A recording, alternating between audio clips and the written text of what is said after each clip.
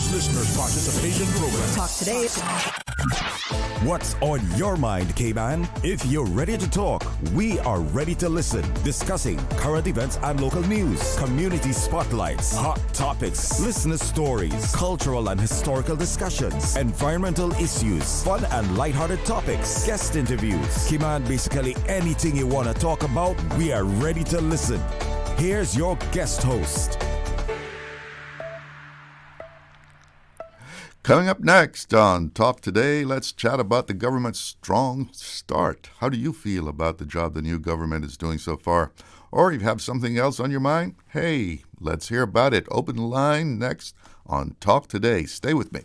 Talk Today is brought to you by Subway, open 24 hours in Countryside, Anderson Square in Georgetown, and Centennial Towers in West Bay. And by the Ministry of District Administration. Explore your history, explore your land, explore your sister islands. And Cayman Airways. Call them on 949-2311 to book your nonstop flights to Los Angeles and Panama. And Doctors Hospital. Peace of mind is important when life happens. Doctors Hospital, always there for you. Call 949-6066. Talk Today is reminding you to avoid any statements or comments which are abusive, derogatory, malicious, or defamatory. Do not use indecent language or make any statement that is false or misleading.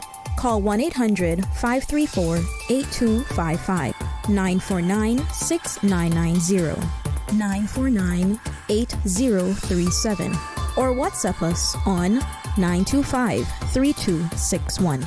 And now, back to Talk Today. Good afternoon. Thanks for tuning in to Talk Today. I'm Charles Glidden. Great that you could join me. It's the start of a brand new week. Kind of rainy start, too. As I was coming to the station here, it was beginning to rain. So it's a rainy afternoon in Georgetown.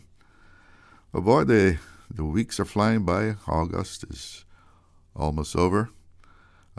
Sometimes, things get like a blur. It's like, what? It's almost September already.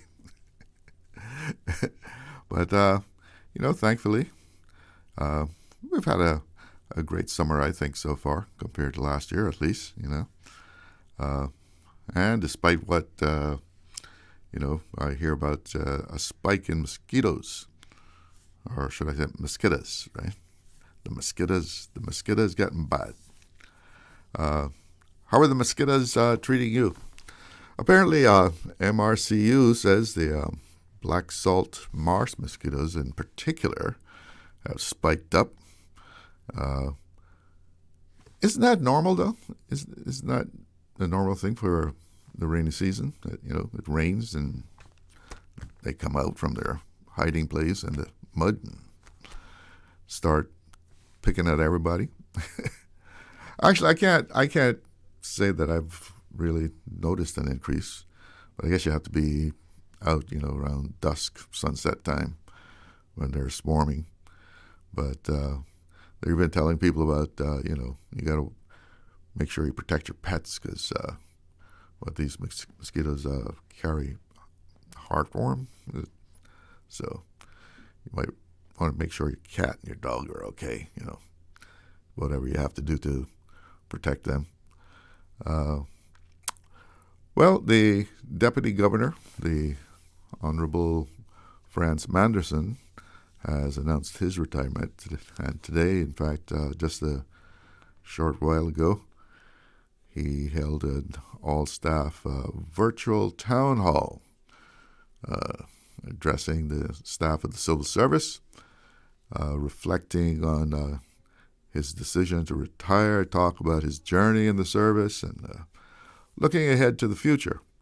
So I didn't tune into that. I wasn't able to, but I'm sure we'll be hearing about some of the things that he had to say to the service.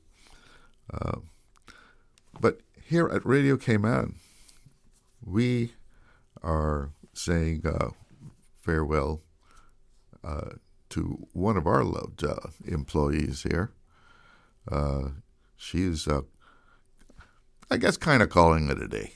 Right? I'm talking about our own Martha Watler. She's been here over 30 years, and today we're saying farewell to her.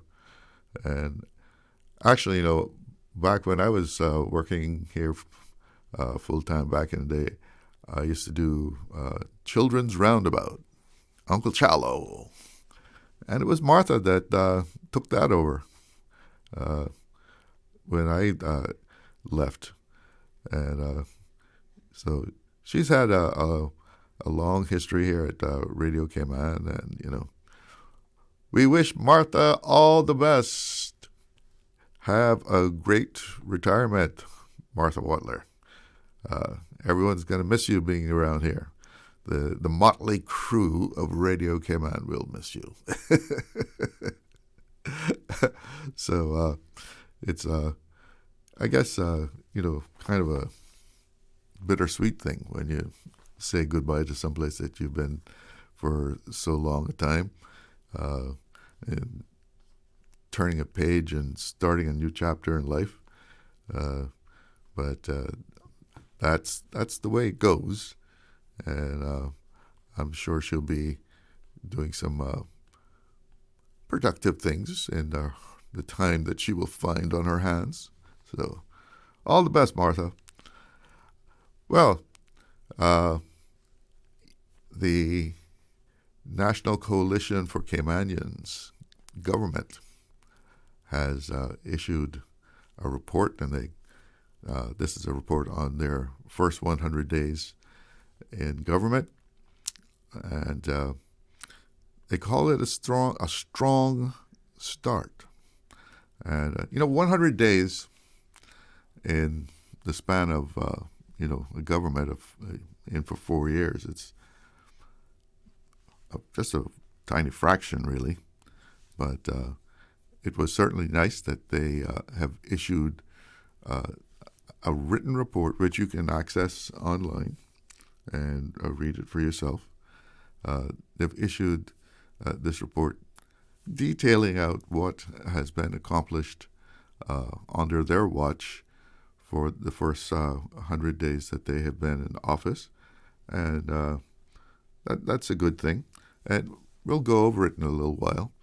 But, I want to also hear from you as to what you think about the job that the government has been doing. Are you pleased? Are you disappointed? You want to see some things happen a little faster? Like I said, 100 days, you can get your feet on the ground and start running. You can't accomplish great things that are, climb the highest mountain there. And a lot of challenges ahead for the government, as you will see as we talk about this. So stay with me. We're going to be talking about the government strong start. Let's take a break. Be right back. Stay cyber secure with Cayman National. Protect your computers and mobile devices with security software to defend against cyber attacks through viruses, malware, and other online threats. Be aware of unsecure Wi-Fi connections when in public. If you need to access your online banking or sensitive information on your mobile devices, try disabling the Wi-Fi and switching to data from your mobile network. If you suspect a fraud attempt, please contact our customer support team at 949-8300. Accidents and illnesses can strike without warning. Ouch! When it comes to urgent care, every second counts. At Doctors Hospital, we have a dedicated team of experienced doctors and nursing staff available to you 24 hours a day, 7 days a week. Don't waste time in an overcrowded emergency room when you need urgent care. Whether it's a broken bone, a severe infection, or a sudden illness, trust in Doctors Hospital's unwavering dedication to providing the best immediate care. For complete urgent care when you need it the most, choose Doctors Hospital, located in Georgetown, 16 Middle Road. Looking to transform your space? From custom homes to commercial spaces, we bring your vision to life with precision, quality, and elegance. At Mike's Builders, we make it happen. Mike's Builders turned my dream home into a reality. Their team is professional, efficient, and truly the best in the business. Good communication? Check. Cleanliness? Check. professionalism on point. You have to try Mike's Builders for yourself. Call us today at 923-0706. That's 923-0706. Mike's Builders. Let's build a beautiful world together. Looking for fresh, healthy food that's full of flavor? Then you've got to visit Kirk Market. Our dishes are made with fresh, high-quality ingredients. Enjoy vibrant mixed greens or satisfying pasta salads. Or try one of our delicious grill options like blackened chicken, spicy beef steak, or grilled salmon. Looking for something light and flavorful? We've got sushi rolls and poke bowls prepared daily. And don't forget to explore a hot bar or Billy Fresh salad at the salad bar. Stop by Kirk Market today for breakfast, lunch, or dinner and taste the difference. Eat well, live well with Kirk Market.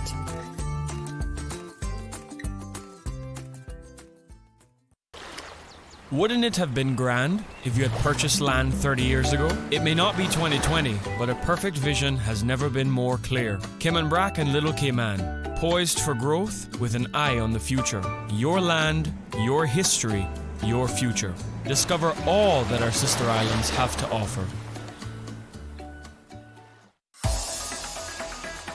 Radio Cayman's Talk Today.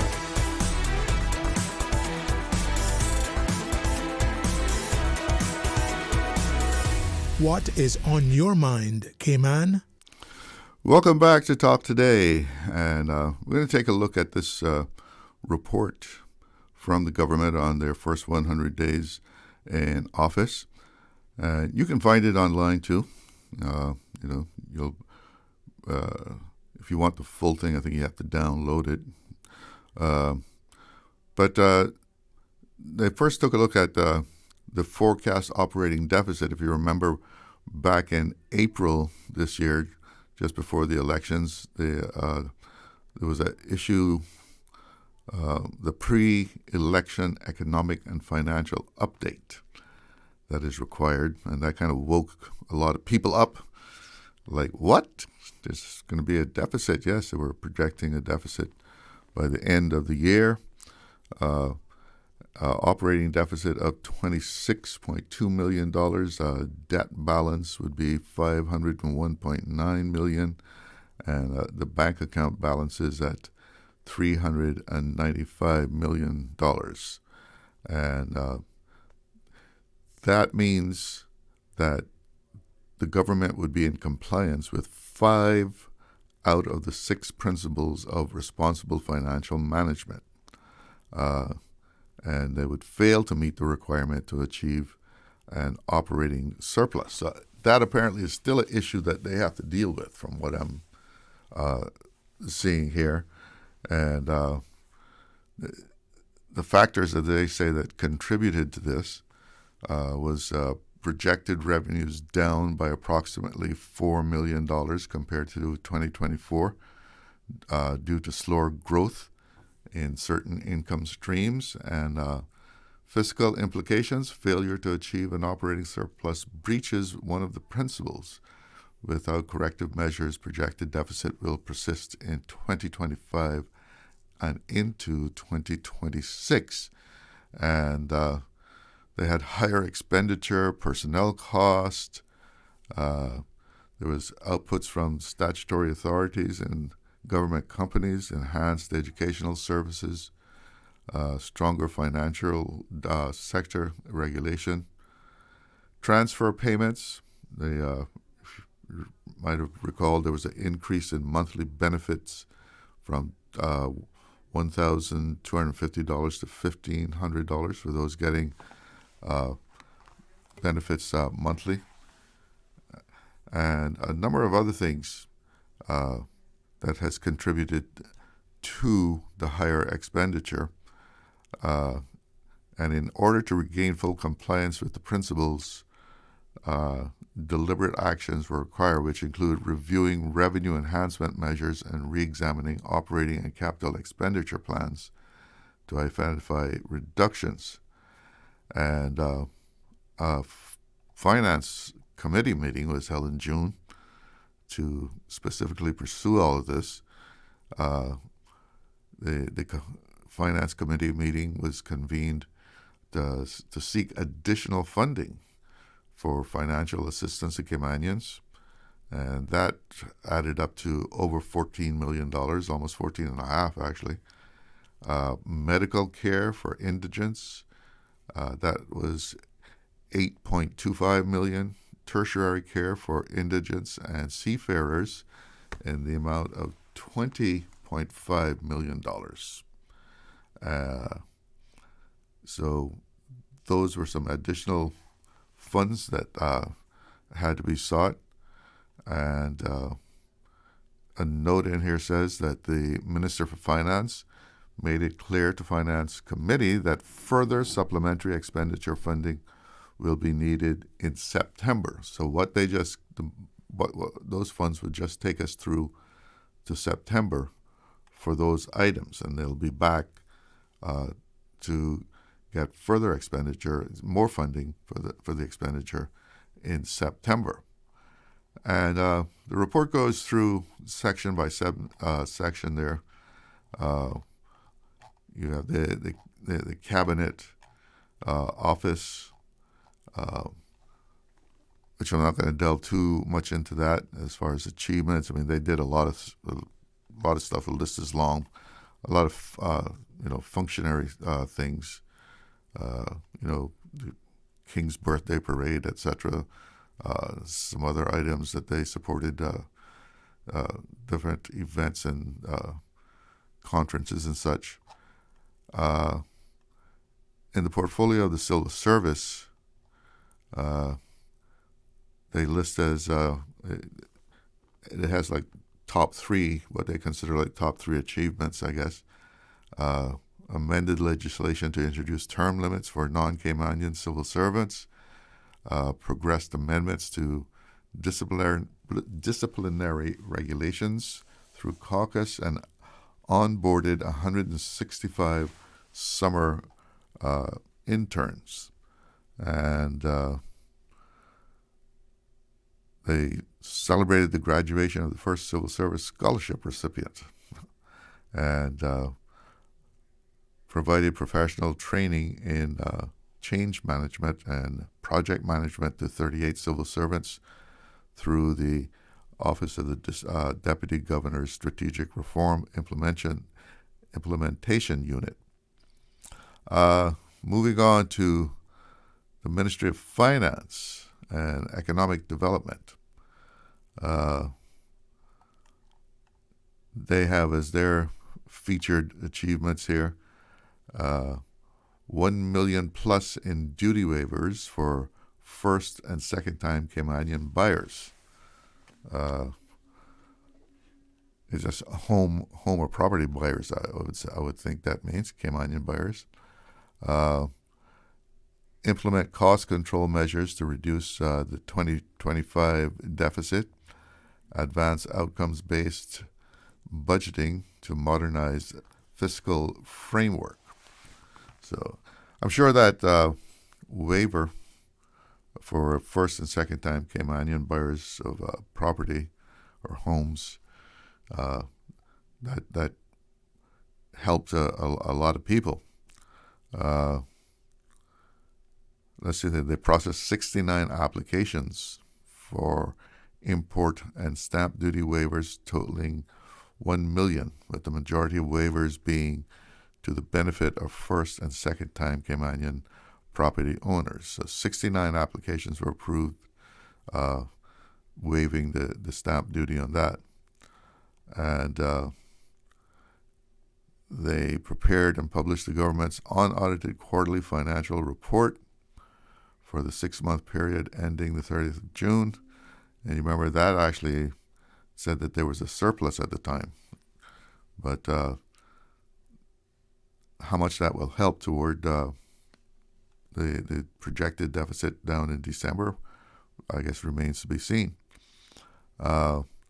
Further enhance procurement practices across the public service, ensuring open, transparent, and competitive processes that deliver value for money for the government.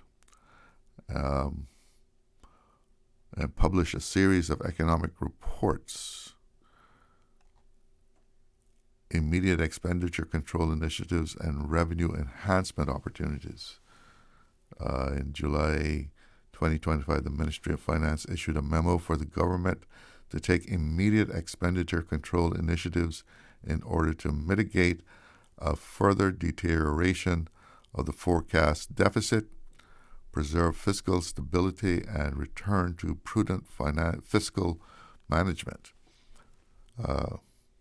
And some of those cost containment measures included maintain a pause of all non-essential recruitment through 31st of December 2025 to allow for the government budget to reset to sustainable levels for 2026-2027 budgets, where recruitment is absolutely essential, whether permanent or temporary, including via temporary recruitment agencies.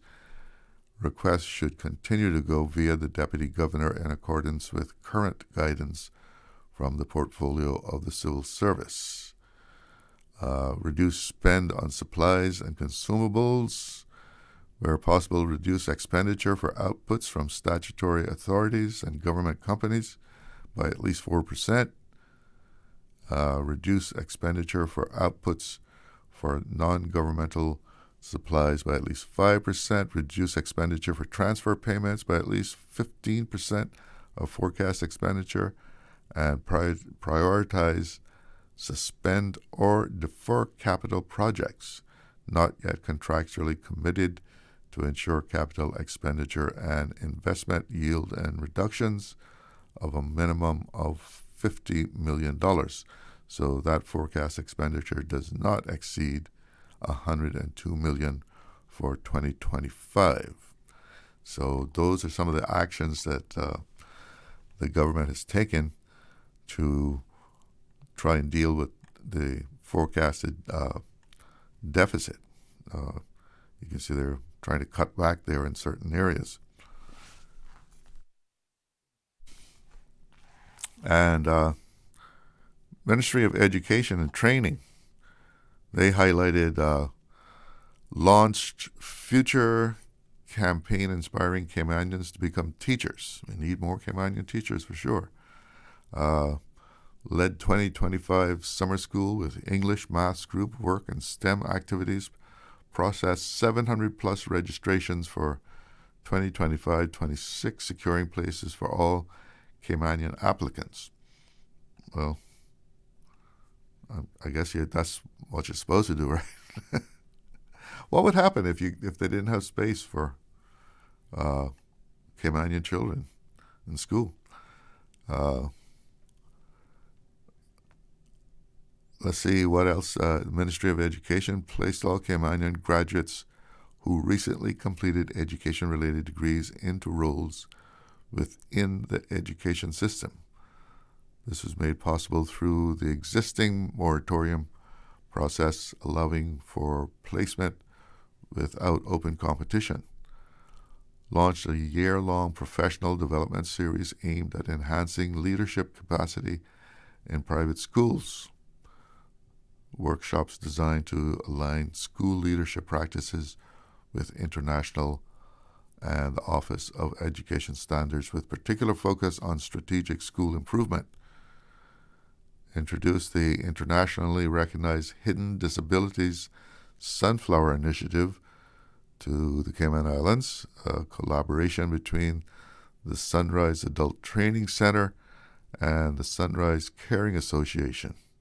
The initiative enables individuals with non-visible disabilities to discreetly signal their need for additional support by wearing a sunflower lanyard or accessory. Established partnership between the Sunrise Adult Training Center and University College of the Cayman Islands School of Social Work to facilitate student placements during the 2025-26 academic year. This will enhance real-world learning experiences for future social workers and support persons with disabilities. Unveiled the redesigned Cayman Islands Public Library Service website. Launched the Future Teacher Campaign to inspire Caymanian students and graduates to pursue careers in education inaugurated Classroom Catwalk, a program to highlight excellence in early childhood care and education. And right there, we're going to stick a pin because it's time for us to take a little break. But if you want to chime in on this, pick up the phone, give me a call, tell me what you think about what the government has been doing so far. Be right back.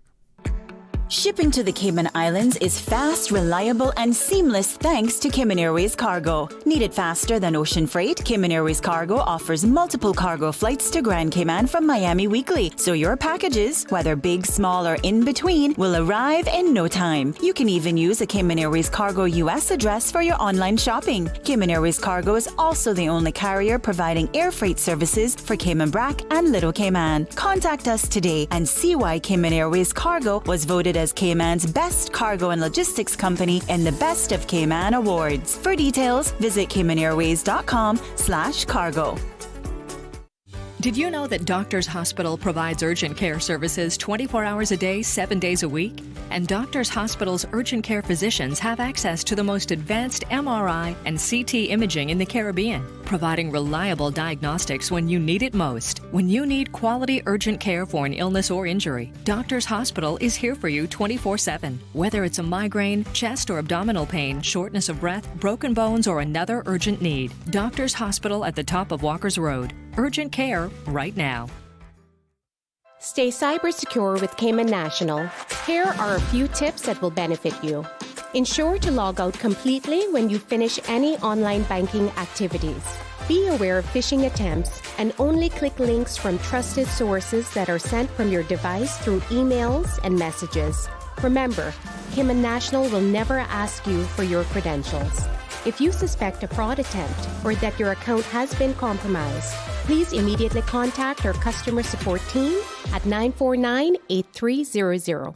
It's a sizzling summer with JN Money. You can win a luxury weekend getaway for two when you send or receive money from now until September 30, 2025. That's right. We're turning up the heat this summer with JN Money. Visit www.jnmoneyonline.com to learn more about how to win. What are you waiting for? Send, win, relax this summer with JN Money.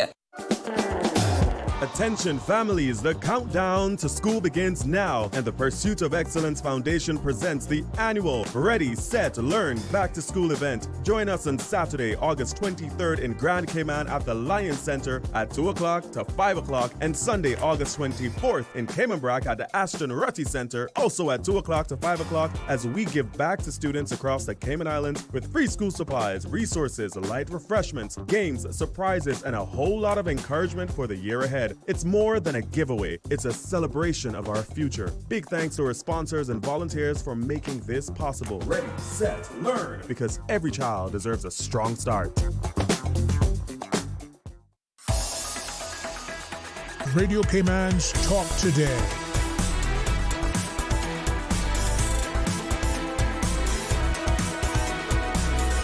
What is on your mind, Cayman? Welcome back. And I've been going over the report issued by the government as far as their achievements in the first 100 days in office. And if you want to give your opinion on what you think the kind of job the government has been doing, pick up the phone, give me a call. You can call me at 1-800-534-8255. That's compliments of flow. You won't use any credit on that one. 949-8037, or you can call the 949-6990.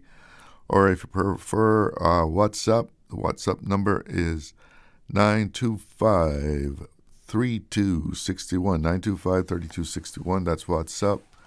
And continuing on, taking a look at this review, this report here.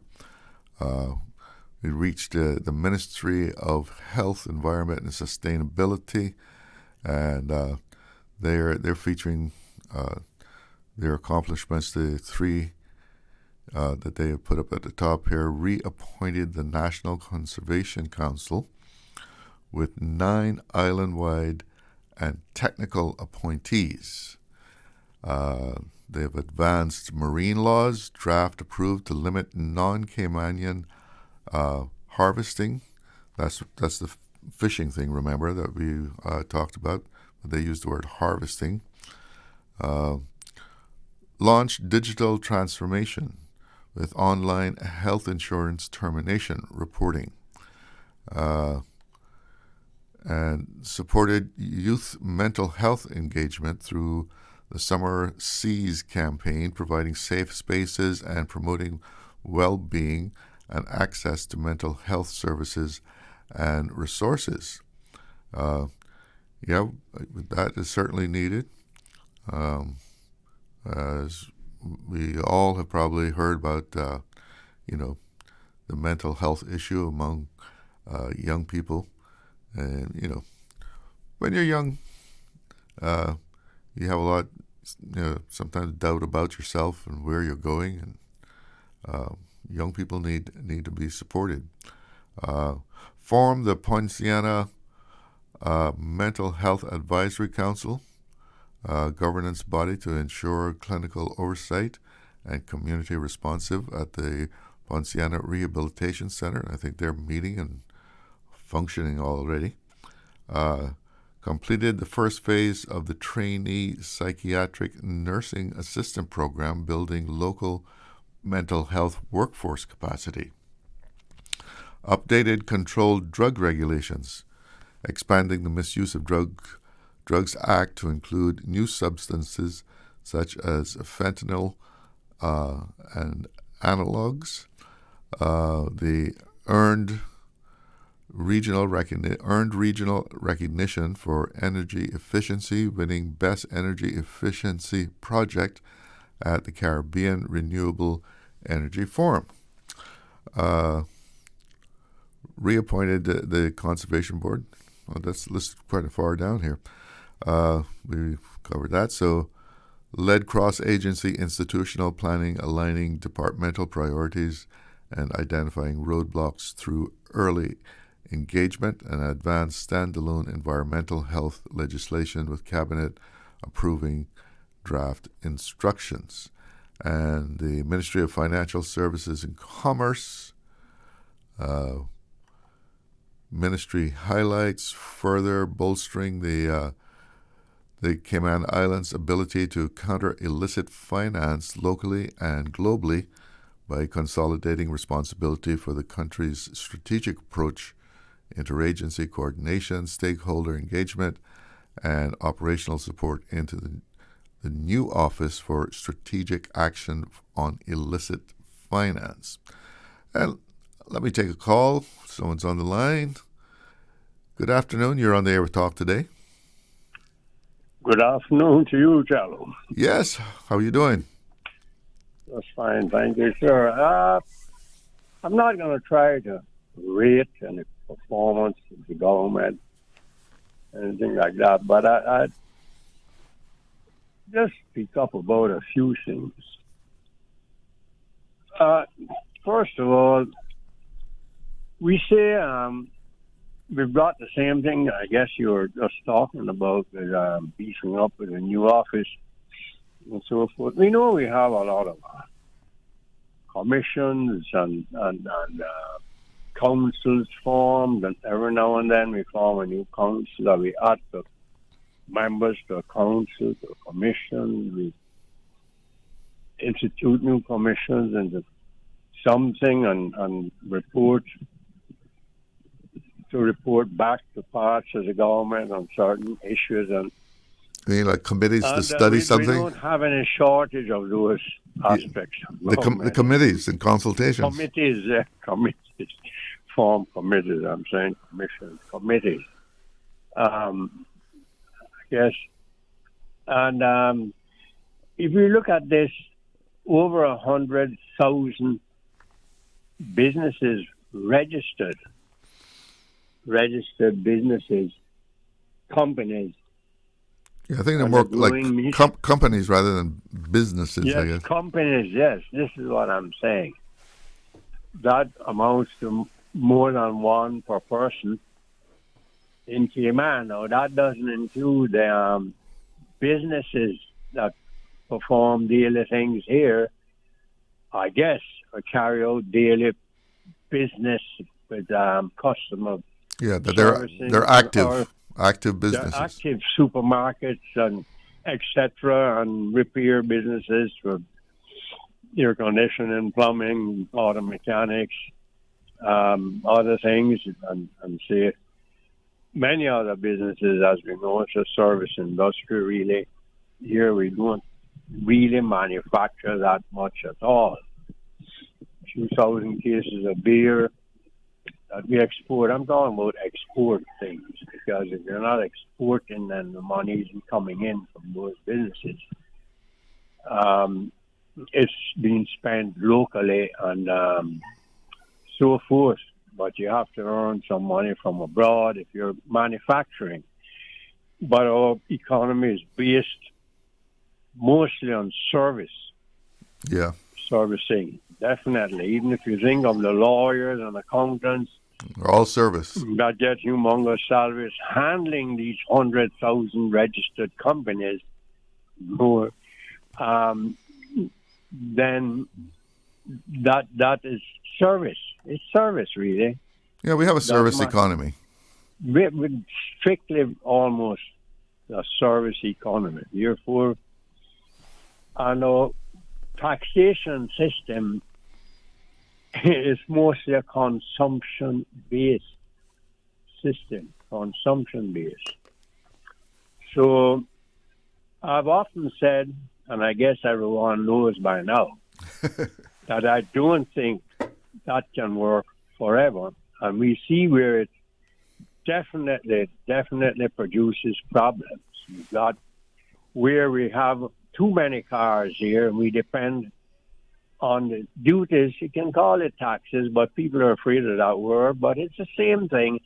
It's just that taxes are more or less a percentage-based thing. And we can say fees. Fees are more a set rate thing, but it's still taxes. Whatever you do, government can't function without taxes. It's impossible. And no government can. That we move towards also incorporating some form of direct income tax, because there's a lot of money being earned here. None of us can be stupid enough to think with the type of lifestyle that we see here and the type of rental costs for certain places and the outright selling price, that there's not a lot of money being earned here. And we know where those people come from. They pay income tax.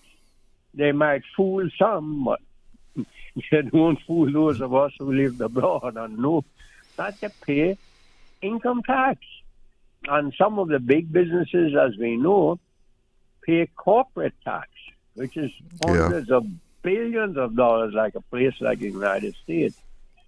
But the income tax also earns hundreds of billions of dollars there. Here, much less people, but still there are people earning humongous salaries here. And yet, they're more or less living at the same cost. If they want to live in a high-end condominium or rented house, that is a choice thing. It's not that you have to. Fact. But as the same, the little guy earning the $6 an hour, having to pay mandatory health insurance, private sector, that they're not able to afford at all, and it's mandatory, and then they have to pay co-pay 20% whenever and then it maxes out. But they still are having to pay it. It's mandatory. It goes on and on. We see where the government has to take up a huge part of that. So you think income tax is the only way that we're not going to have deficits and so forth? That we will have to implement. That is my personal opinion. It's always been, and it always will be. I know you've advocated it for a long time. And I stick to it, and I'm willing to defend it. I'm not an economist. I'm not a lawyer and accountant, but I can add 2 and 2 together and get the proverbial. All right. But you know what? I got a clock ticking on me. Yes, you go ahead. If you want to hang on, you're welcome to. But I got to go to the news right now. Yes. Okay. I'll call you back. Okay. Thought maybe someone else to put something in there. All right. It's news time. Radio station. Radio Cayman is the voice of the Cayman Islands. From Radio Cayman's newsroom, this is Headlines. Local, regional, international news. The Headline News is brought to you by Kirk Market and Health Services Authority. I'm April Cummings with your latest headlines. In July, the Ministry of Finance issued a memo for government to take immediate expenditure control initiatives in order to mitigate a, quote, further deterioration of the forecast deficit, preserve fiscal stability, and return to prudent fiscal management. That included a pause of all non-essential recruitment through the end of the year, cutting costs on supplies and consumables by 10%, and cutting statutory authorities and government companies' expenditure by 4%. In regional headlines in Dominica, National Security Minister Rayburn Blackmore expressed disappointment at the low response to the country's recent one-month gun amnesty, with only 4 firearms turned in. Blackmore warned of forthcoming, tougher legislation to tackle illegal firearms and plans for a forensic lab to support crime investigation. Despite amnesty efforts last year and again this year, illegal gun seizures and arrests persist, with authorities determined to curb gun violence and trafficking. The Trinidad and Tobago government has defended its decision to cancel this year's Independence Day parade and traditional fireworks display, citing serious security concerns as the nation remains under a state of emergency. Homeland Security Minister Roger Alexander says the move follows careful intelligence assessments to safeguard the public and that a National Day of Prayer will be held instead. While opposition leaders called for more transparency and questioned the necessity of the cancellation, officials say the measures are temporary and made only in the interest of national security and the well-being of all citizens. Those are your headlines. I'm April Cummings. Radio Cayman. More news available at www.radiocayman.gov.ky. Check out our social media pages: Facebook, YouTube, X, formerly Twitter, Radio Cayman Headline News.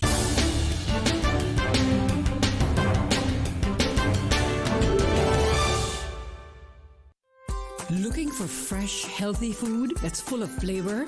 Then you've got to visit Kirk Market. Our dishes are made with fresh, high-quality ingredients. Enjoy vibrant mixed greens or satisfying pasta salads. Or try one of our delicious grill options like blackened chicken, spicy beef steak, or grilled salmon. Looking for something light and flavorful? We've got sushi rolls and poke bowls prepared daily. And don't forget to explore a hot bar or Billy Fresh salad at the salad bar. Stop by Kirk Market today for breakfast, lunch, or dinner and taste the difference. Eat well, live well with Kirk Market.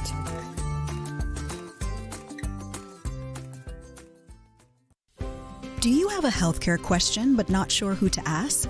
Contact HSA's Patient Call Center to speak to one of our experienced clinical team members. We are here to answer your questions and help guide you through your healthcare journey. Need to make an appointment? Our team can help. Contact HSA at 949-8600 or email info@hsa.ky. At HSA, we are committed to caring for you. Radio Cayman is pleased to feature this special Sister Islands historical vignette brought to you by the Ministry of District Administration and Lands. Explore your history, explore your land, explore your Sister Islands. Aston Shedden Rutty, MBE 1990 to 1977. Aston Rutty was the first child born to Henry Watson Rutty, ISO JP, and Julia Ann Rutty Nilazari at Stake Bay, Cayman Brac. He attended school at Stake Bay and as a young teenager was sent to Jamaica to attend technical training school.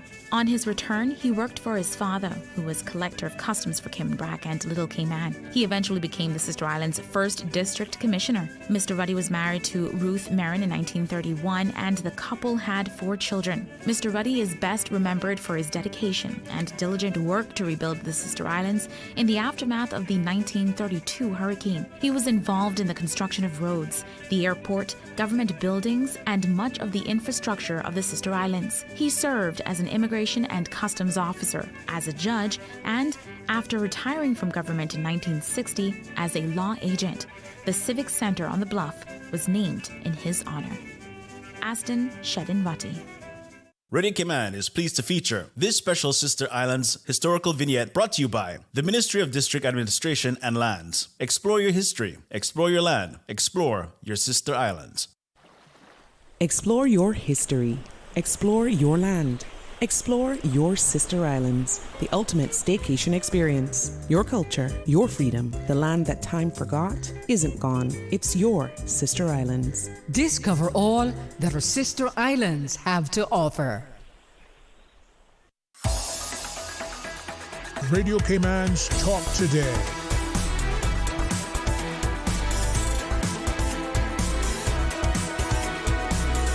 What is on your mind, Cayman? Welcome back to Talk Today. Welcome back. And let's take a quick look at the weather at Owen Roberts International. 86 degrees, and it feels like temp 105, and wind out of the northwest at almost 4 knots. And the forecast is calling for a sunny afternoon. I guess those raindrops I felt when I was coming into the station here, that just went away. And evening, sunny, and it even says a sunny night. So I guess that's clear skies tonight. Yep, the radar looks all clear there inside the Cayman area. And checking in with the National Hurricane Center in Miami, well, there's a tropical wave out there that, we need to keep our eyes on, be aware of what's happening. Looks like it's going to follow along the same path, general path of Erin, which is becoming more powerful. But this one looks a little bit more to the south, the pathway reaching into the Caribbean a little bit more than Erin did, but still forecast to take that northwesterly track up toward the Bahamas and the east coast of the U.S. So hopefully it just keeps on that forecasted track and won't come our way. So just be aware, keep your eyes open, ears open as to what happened. It is that time of season. We're getting into the peak, or we're into the peak of hurricane season right now. And those waves are coming off the African coast. Well, I've been going over this report from the government as far as their achievements during the first 100 days in office. And if you want to express your feelings as to how you think the government has been doing, or you want to talk about something else, we can do that too. Give me a call, 1-800-534-8255. That's a free call, compliments of flow. Other numbers you can reach us on, 949-8037, 949-6990. And for all you WhatsAppers out there, 925-3261. So pick up the phone, give me a call, tell me what you think about the job the government is doing, or something else that you want to talk about. And before we took that call, we were in the Ministry of Financial Services, and continuing there as far as that ministry's highlights during the first 100 days in office. Is embrace new technologies within our traditional financial services products by clarifying the treatment of tokenized investment funds. What are those? Is that like Bitcoin stuff, tokenized? Where traditional equity or investment increases are digitally represented on a blockchain, through the Virtual Asset Service Providers Amendment Act. Yep, that Bitcoin and, that whole blockchain thing that's becoming bigger and bigger. Just, a couple of years ago, a lot of people looked at it very suspiciously. But it's becoming more and more mainstream now, right? Secured cabinet approval for drafting instructions for key commercial amendments regarding investment funds, securities, insurance, trademarks, and enduring powers of attorney. Secured cabinet approval for drafting instructions for key regulatory amendments regarding international tax corporation, non-profit organizations, crypto assets, directors' disqualification, and mutual and private funds. These amendments are to keep the Cayman Islands up to date with international standards in preparation for assessments that will occur during this administration. As one of the first two countries invited to participate in the Financial Action Task Force's President's Guest Initiative, the Cayman Islands were able to express our views directly through our own delegation during Financial Action Task Force plenaries and working group meetings. Our participation ended in June. Deepened the UK-Cayman Islands relationship, including through an agreement with UK Minister of State, Europe, North America, and Overseas Territories, the Honourable Stephen Doughty, is that it? I guess so, MP, to continue tackling illicit finance and sanction evasion through additional enhancements to our beneficial ownership information register. Do we have a caller? Good afternoon. You're on the air. Mr. Cello, good afternoon, sir. Good afternoon. How are you? I am not too bad. I had a fairly good weekend. Yourself? Yeah. Okay. Happy to hear that. What's on your mind today? A number of things. I'll just narrow it down to two. Okay. Good editing. In the interest of time, I would like to second what the tax man. Yeah. Just said yes. Sooner or later, we're going to have to introduce some form of direct taxation, using income tax, that is income and or property tax, or a combination, or something else. Mm-hmm. But the consumption-based taxation is putting too much pressure on the less economically fortunate in the islands. That's one. The second one is that we hear that the Honorable Deputy Governor is retiring next year. Yeah, he just had his virtual town hall this morning. I missed that. Virtual town hall with the staff, civil service staff. Oh, okay. So I would just love to see Miss Gloria Nixon. You're the second endorsement for her that we've gotten on here. Only the second? Only the second, but if there's two, there's many more, I'm sure. Yes, I would like to endorse her. And I think it would be fitting that we have, a female governor and a female deputy governor. All at the same time. I think she's equally qualified as any of the other chief officers, or maybe more so in some cases. But well, she's always sat in when there needed to be someone to act as deputy governor, right? Not always. I think they have that sort of on a rotating basis, so to give all the chief officers an opportunity to do so. But no, I am confident that she would make an excellent replacement for Mr. Manderson. Those are the two things that I wanted to talk about today, and I think if we don't get enough persons coming, calling into the talk shows, then we have to get to a petition. As far as the tax thing?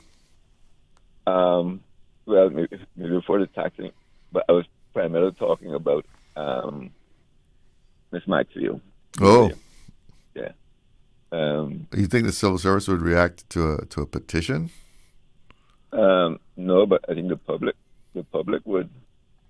Well, that's what I mean. Even if it was a petition, to have her take that post, that would be quite unusual for the civil service to make their decision based on a petition, right? Yes. No, I was talking primarily about the public. Oh, okay. Yeah. We do a petition, a poll or whatever. Okay, a poll. Yeah, and submit that to Her Excellency. Because I really, really feel that she would be an excellent replacement for Mr. Manderson.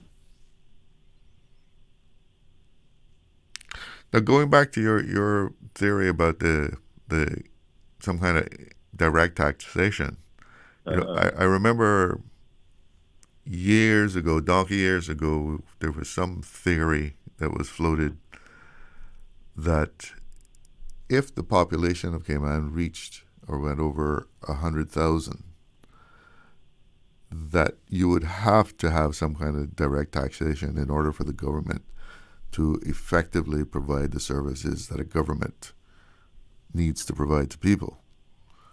It was, I think it was some economist or someone had put that forward. And, we're approaching that really fast. I don't know. I don't know how accurate. Fast. Pardon? Too fast. Yes. But yeah, there was this theory floated around that once you hit that 100,000 population mark, that that consumption tax is not going to do it. You're gonna have to have some sort of direct taxation, and interesting that you are now echoing what the tax man is saying, and I mean, you're right that the people at the lower end of the economic scale feel this the hardest, and also it's almost unfair that someone pulling down $350,000 a year, they pay the same thing for a bread or milk or some other item that you buy in a store, and that's where the government is getting its money by this stuff being brought in, and people paying 22%, the importers paying 22% on it. Correct. So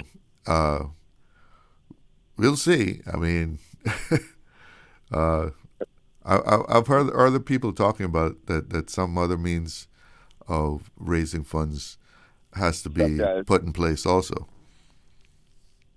But I mean, I support gambling. I voted for it. The national lottery. Yes, but it's another form of income, as opposed to, depending on what we make from that, we may be able to drop the import duty on essentials, maybe raise it on non-essentials. Mm-hmm.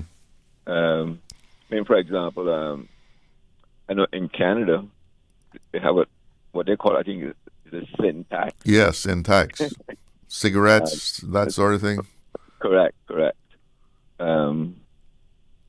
Whether or not something like that, similar to that could be introduced. I know right now we have it on some properties, for example, in the planning law, depending on where you are, where your property is located, you pay a different rate for your building permits. And I think it's also the same when it comes to real estate. The transfer fees, I think, are different based on different parts of the island. I think some is like between 5 and 10%. Yeah, depending on where you are. So we already have this sort of graduated scale that is applicable and is being used, but we definitely, in my view, and like that of the taxman,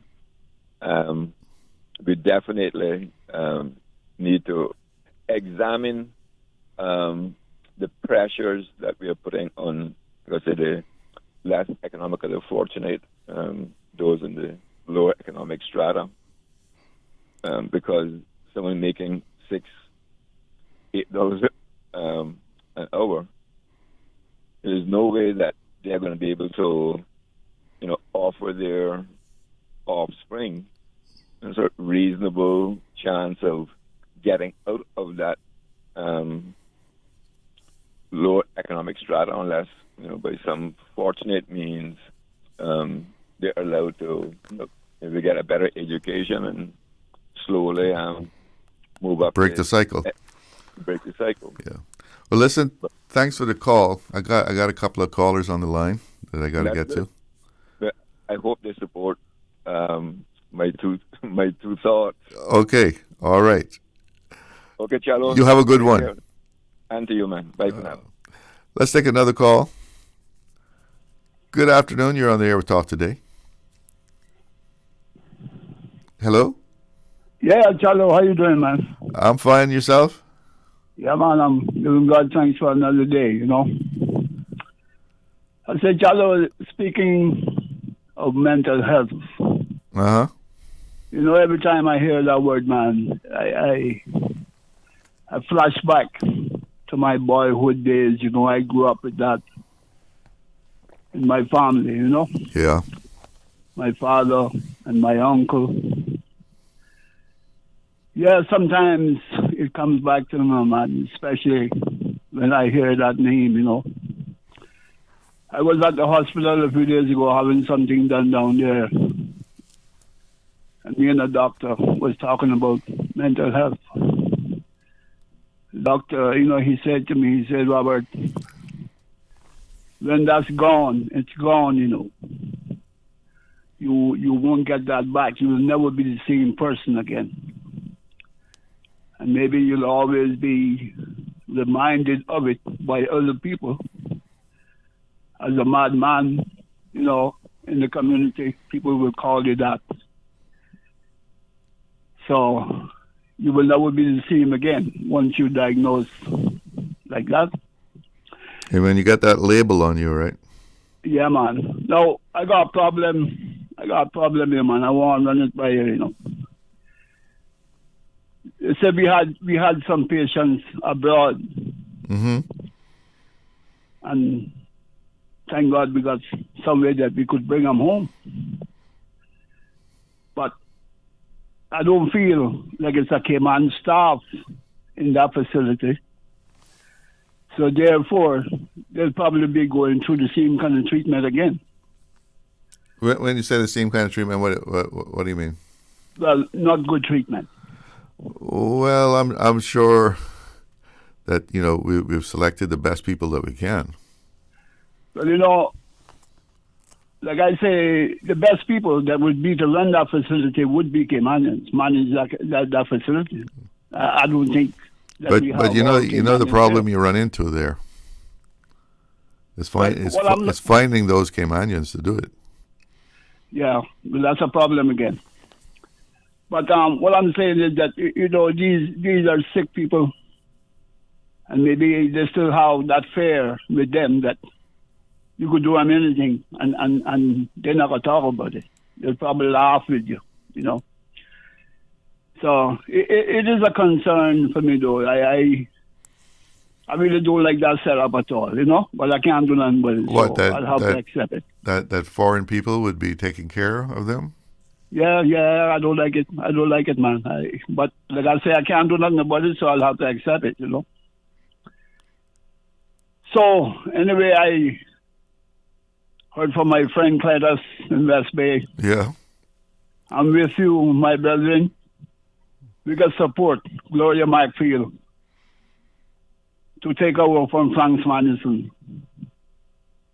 It is time that we look at our people now. You know, we got the qualifications here. We can do these jobs. So, God bless her, and she will get that, I hope. Okay, later. All right, thank you for the call. You have a good one. We have another caller on the line. Good afternoon. You're on the air. Hello? Good afternoon, Mr. Glidden. Yes.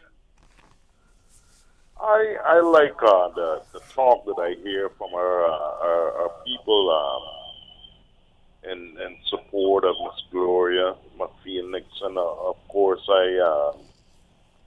I believe in her myself, and so forth. The other talk about the taxes and so on. I believe that there could be put in place voluntary tax. Voluntary tax? Yeah, I think so. We don't want to scare people, you know. You don't want to scare... Well, how are you going to have a voluntary tax? Well, for example, myself as an artist and other artists, musicians, for example, you have, say, the government investing in musicians. It doesn't have to be a big pile of money, you know, visual artists, other types of skillful people. The young man that talks that have little conversations on the radio with you, he's also an artist and a painter. He's a skillful young man. You know, he lets people know what his skills are. He can paint very well, vehicles and stuff like that. You know, invest some money into people like him. And you give him a little task. You give, say, for example, if I was a part of it, then you give us a task and you say, well, okay, we're going to put,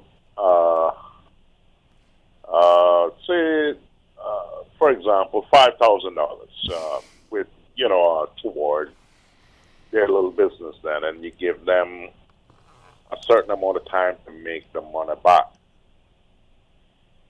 Say we make the money back now then, and still make a contribution toward what was invested. You know, who the investor, you know, say for example the government investing in the people, and you continue to pay like similarly to what the gentleman was saying, the income tax, you know, from the business, what you get out of the business, you continue to pay, because I mean, after all, the government would have helped us to get to that stage, and then we volunteered to do so, and you continue to pay. So you pay off what was given, and you continue to contribute toward the growth and development of our local economy. You know, I think a call for volunteers to pay tax, though, you're not going to get too many respondents. No, I mean voluntary tax. I mean, well, that's what I'm saying. But You're asking people to voluntarily pay tax.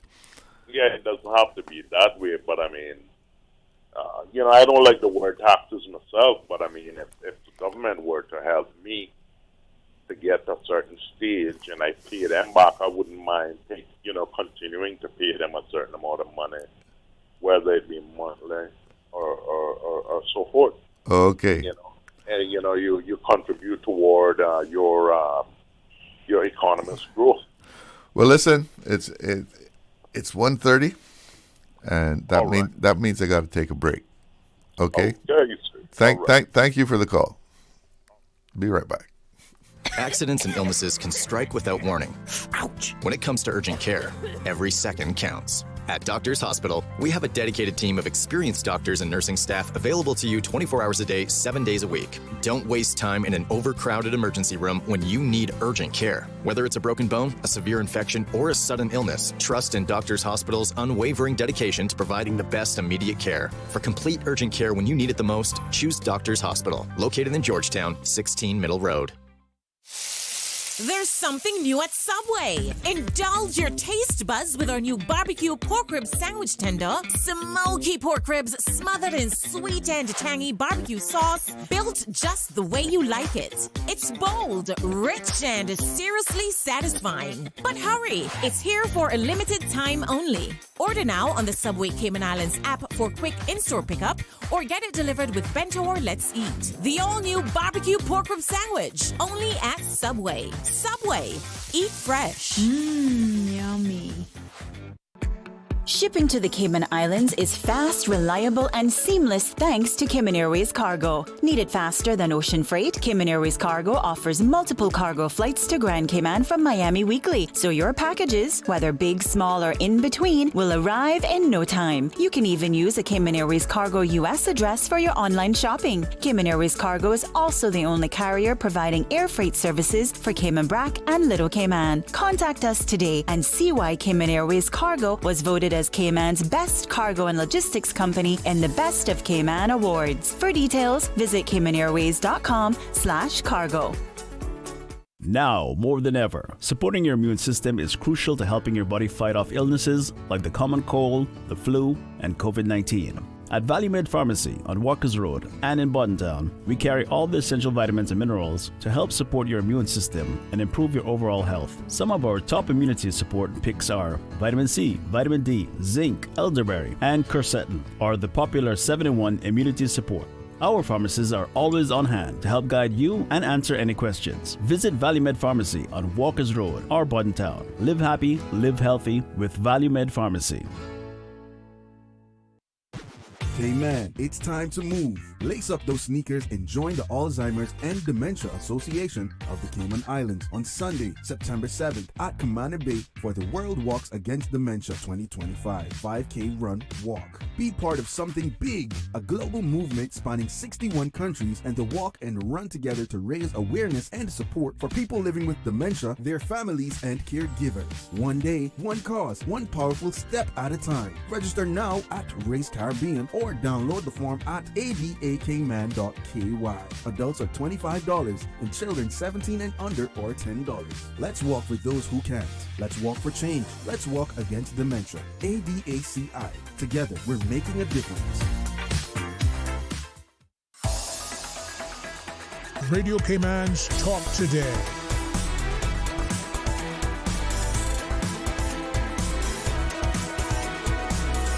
What is on your mind, Cayman? Welcome back. And we have a caller on the line, so let's go straight to the phones. Good afternoon. You're on the air with Talk Today. Good afternoon again to you. You're back. Yes, sir. Back. Burn the solid. I see you now have one ally on our calls supporting your idea of direct taxation. Yes, I know that. I'm sorry I couldn't hear all. I think it was Clyde, wasn't it? Yes. Yeah, he has always more or less supported that. My friend Stanley Hill also, definitely for years now, has supported it. But I've been very vocal on radio with it, to support for it for a long time now. But I didn't hear all of his dissertation at all a while ago. I called to my brother. There are aspects of it. First of all, I had suggested years ago that we do it. It's a percentage-based thing, like everywhere else, and it's the only fair form of taxation, really. We know we have to pay taxes. People talk this nonsense about direct. We'll be paying direct taxes all the while. You're paying directly to put your car on the road. You have to pay your registration fee, your different fees, and also your own driver's license fees. And those are taxes. It doesn't matter whether they want to call it a fee or a tax. It's the same. It's the same thing. And then also the other aspects of things you pay. But when we're talking about the consumption-based taxes, of course, the big companies importing, say, supermarkets, many of the things they import are tax-free. We know that. Whether they pass it on fully, which they should, that's another thing. But because there's no system for them to report to the government their profits and so forth. But with direct income tax, there would be that control. You would be mandated to report to the government, just like any other country. And you have a mandate. It wouldn't be like that gentleman was saying, voluntary, as you quite rightly said, who's going to volunteer to pay tax? But very few people would do that, I'm sure. But we see where countries have problems with student loans, even paying them back. We know that there are many times it's not paid back and so forth and so on. We see and we know about that. But it's very simple. It's based on the amount of money you earn. Would you have a lower limit that there would be no There would tax? be, yes. This is what I'm going to say. It can easily be done in a small population, under 100,000 or 100,000, I guess it is about that now. We have no idea of knowing, again, because we have no direct income tax. We don't know who is working, we really don't even know who is living here. We don't. I am quite willing to say that. We don't really know the exact amount. It's a kind of a guessing game. Maybe we're about 2,000 or 3,000 off. I guess it's well, I mean, work permits are being issued. New work permits are being issued every day. Yes, and then anyway, I won't go into this because we know there are instances where there are people overstaying or whatever. Anyway, it's just and anyway, it's a sort of guessing game. Even the guessing for the GDP, that again we don't know. There's many things that are done by cash. Anyway, you would set certain rates at certain, and there would be limits, and they could say that people over the age of Caymanians, especially. This is what I was going to come to, and I often said it. Generational Caymanians could be given a special tax privileges, just like with the Red Indians in the United States. As you know, Native Americans. They don't call them Red Indians anymore. No, I just say Red Indian because if you say Indians, they're Indians from all over. Native Americans. American Indians and the Indians from India. But when we say Red Indians, we know it's Native or Indigenous Americans, I think they call it. They have special privileges. They've been given those privileges for years. It's not today. It's over 100 years now. Way over 100 years. Way over that. Special privileges with lakes that they can fish in. Only they can fish in. Filled with the best of salmon and stuff like that. Other things we know. Cigarettes are purchased there. They sell it.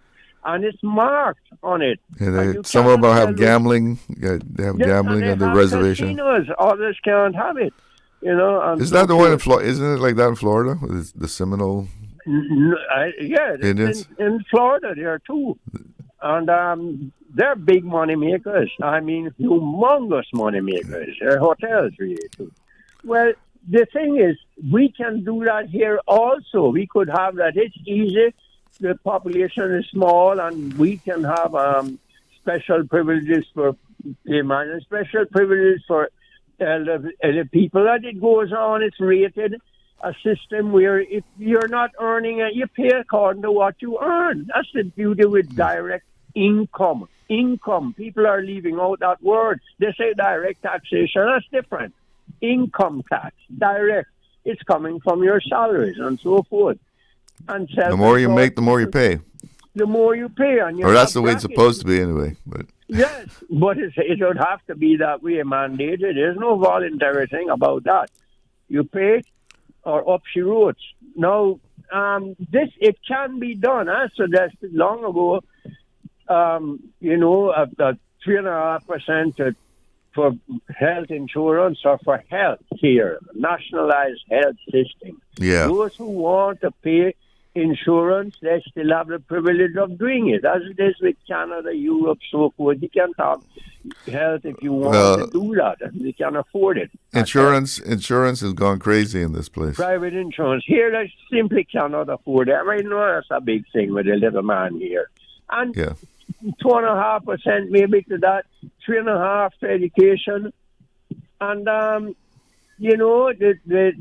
rest you can put to what was I going to say, with health, education, and the road taxes, you can have that on different things like that. But we've got, and if we would be able to cut down on some of the horrendous on consumption-based taxes that are very, very, hard on people, we'd be able to do that. They can balance it out. We've got a huge amount of, or a great amount of very highly skilled technical people in the government that can work at these things. They work at the budget, for God's sake. They can do it. It can be done. It's already there. You have the insurance commission working on that. You have the pension thing. And yes, that's what I was going to say. If you want to have the mandatory pension, that would be a mandatory sort of a social security type of thing, where you put about 2.5% or so towards that also. When you work it out, it's much less, a total of maybe 8% coming out of people's salaries. Maybe less. Right now, they're paying a lot more than that if you total up everything. And, but listen, I think I got another caller that's been waiting. Yes, I'm going to leave you now, but I know you get the gist of it. And I've yeah. On radio many times. Take care, Charles. All right, Thank you you too. For your business time. Bye. Let's take another call. Good afternoon. You're on the air. Thank you. Good to hear you, Charlo. Thank you for doing what you're doing for the country here. Giving people a chance to voice whatever they believe that they should voice. Thank God we can still have a free voice. Free speech. Yes. We talk about free speech and thank God for it. And thank the people who stood up in order for us to have free speech. Because these things are not automatic. They are privileges and rights to be guarded. And in as much as we have them, we can also lose them if we're not on guard. We see that happening where we thought it would never happen before. Mm-hmm. Right now. But I hear you. I wanted to just speak to the idea of government revenue and raising revenue. I would first say that you cannot fix a huge deficit or a huge need with a little revenue here and there. We've got to have some bold ideas. We've got to have some bold amounts of money to fix large needs to satisfy them. Cayman has to look around at what it can do, and I do believe that we have a government that is willing to do that.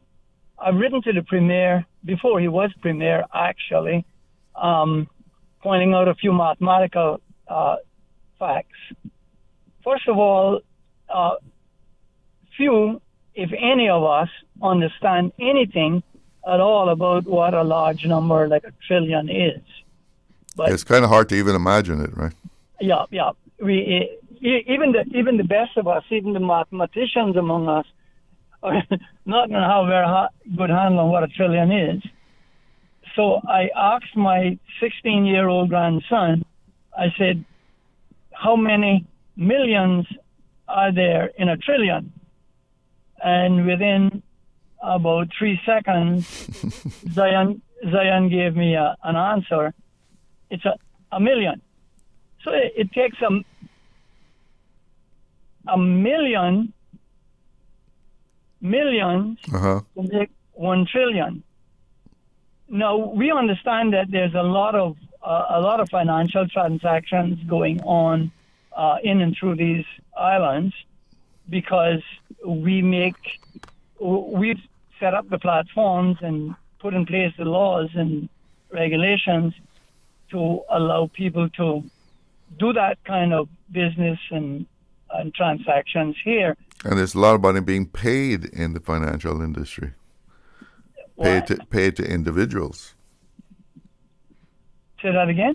No, I say there's a lot of money passing through the financial system, financial industry, and a lot of money that's being... A little bit is remaining here. But there's also huge amounts of money that's being paid to some of the people that are working in the financial services. I mean, big money. Of course, and they find it very handy to be making all those millions personally or corporately, while the system excludes the general population and society as far as any real benefits are concerned for Caymanians. So I wrote to the Premier and other members of government since then, including Minister for Finance? The Minister of Finance, Mr. Anglin. And I pointed out that we now have stamp duty on all of these financial transactions, many of which is electronic, of course. If I go to the supermarket and I present my debit card and I buy $100 worth of groceries, the transaction is going to attract a stamp duty, which I'll see at the end of the month what I paid in stamp duty, which is delivered to government through the bank that issued the card. That amount for that $100 transaction is going to be 20 CI cents, 25 US, let's say, cents. However, if somebody does another transaction, the amount of stamp duty that they're going to pay on $1 million is still going to be 20 CI cents, 25 US. So no matter how large the transaction is, there's no progression as far as the stamp duty paid is concerned. So let's say that you took a different approach, and that approach is that you'll charge $100 per million, which is expressed as 0.0001 of the amount transacted. That's a percentage. That is 1% of 1% of the transaction. That's not 1% of the transaction. That's 1% of 1% of the transaction. However, if you did that on $1 trillion,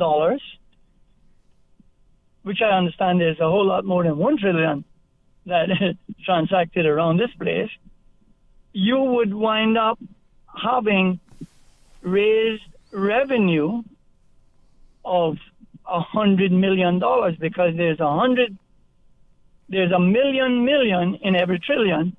So if you charge $100 on $1 million transaction, multiplied by 1 million of those transactions to every trillion, you would have just raised $100 million of recurring revenue. Okay. Listen, the control room is signaling me I need to take a break. Okay. So Okay. Thank you so much for the call. You're welcome. All right. Have a good afternoon. You too. We'll be right back with more Talk Today after this. Stay cyber secure with Cayman National. Here are a few tips that will benefit you. Ensure to log out completely when you finish any online banking activities. Be aware of phishing attempts and only click links from trusted sources that are sent from your device through emails and messages. Remember, Cayman National will never ask you for your credentials. If you suspect a fraud attempt or that your account has been compromised, please immediately contact our customer support team at 949-8300. Did you know ordering your favorite sandwich from Subway just got easier? Yeah, picture this. No more waiting in line. No more fussing with cash. Just a delicious taste of Subway at your fingertips. With our new app, ordering your go-to sub is as easy as a few taps on your phone. Plus, receive exclusive deals and earn loyalty points with every purchase made on the app. Download the new Subway app today and get ready to ditch the lines and drive straight into your flavor. Visit the App Store or Google Play Store on your mobile phone and search for Subway Cayman Islands. Subway. Eat fresh. Shipping to the Cayman Islands is fast, reliable, and seamless thanks to Cayman Airways Cargo. Need it faster than ocean freight? Cayman Airways Cargo offers multiple cargo flights to Grand Cayman from Miami weekly, so your packages, whether big, small, or in between, will arrive in no time. You can even use a Cayman Airways Cargo US address for your online shopping. Cayman Airways Cargo is also the only carrier providing air freight services for Cayman Brac and Little Cayman. Contact us today and see why Cayman Airways Cargo was voted as Cayman's best cargo and logistics company in the Best of Cayman Awards. For details, visit caymanairways.com/cargo. Storms bring wind, rain, and unexpected costs to buy supplies, secure your home, or make minor repairs. Incidental expenses not covered by insurance. Until now, with Cineco's parametric coverage, you get automatic payouts within 2 to 3 weeks of a Category 3 or stronger hurricane, whether or not you have damage. Available only through Cineco's Homeowners Insurance. Visit Cineco.ky to get a quote today. Cineco, keeping Cayman covered. Looking to transform your space? From custom homes to commercial spaces, we bring your vision to life with precision, quality, and elegance. At Mike's Builders, we make it happen. Mike's Builders turned my dream home into a reality. Their team is professional, efficient, and truly the best in the business. Good communication? Check. Cleanliness? Check. Professionalism? On point. You have to try Mike's Builders for yourself. Call us today at 923-0706. That's 923-0706. Mike's Builders. Let's build a beautiful world together. Start. Stop. That's how long it takes to react to a child crossing the street. How long would it take you to apply the brakes? How long would it take the parents to forgive you? Yourself. Slow down. Save a life. Not only theirs, but your own. Texting, speeding, and ignoring safety rules can cost lives. Visit gov.ky/road safety to learn more and help keep our roads safe. Radio Cayman's Talk Today.